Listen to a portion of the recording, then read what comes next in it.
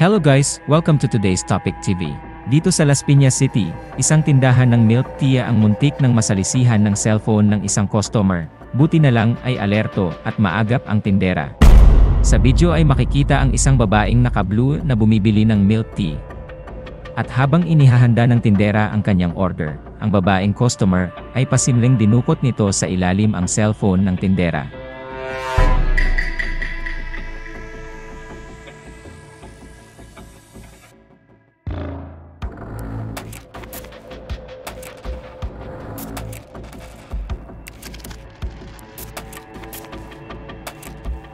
Maya-maya ay in-off niya ito at ipinasok sa loob ng kanyang short. Tumayo ito bigla at aasta ng aalis nang biglang dumating ang tindera. Napansin ng tindera na tila nawawala ang kanyang cellphone, kaya hinanap niya ito.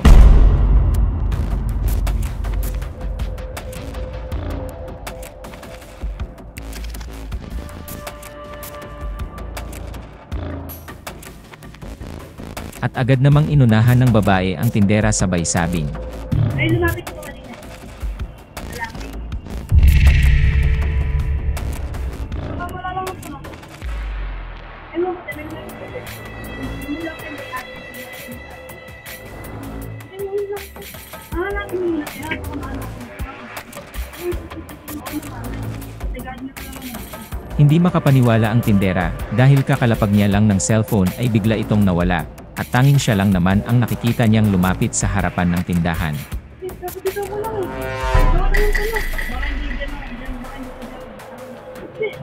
Paano mo lang eh. Maupo ka lang. Ano lang pa? Ano naman ang kasama ko lang. Baka kumuha na.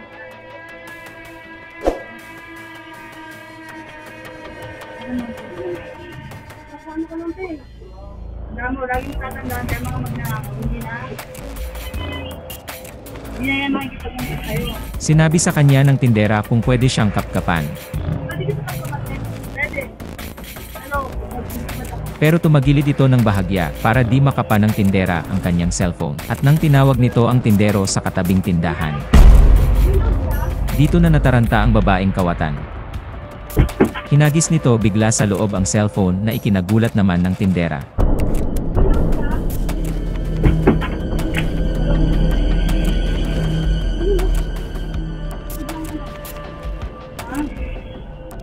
Ay, yun mo lang siya hanapin siya eh. At dito na nga nakumpirma ng tindera na ang babae nga ang kawatan. Hanapin niyo muna yung gamit niyo. At ako tagalooban lang ako, taga-hukong lang ako din. Ako kumuha yun. Tandaan mo, hindi ako babad. Hindi na ako papakita kayo. Ayoko. Ang gagawin niya, kaya ba yan?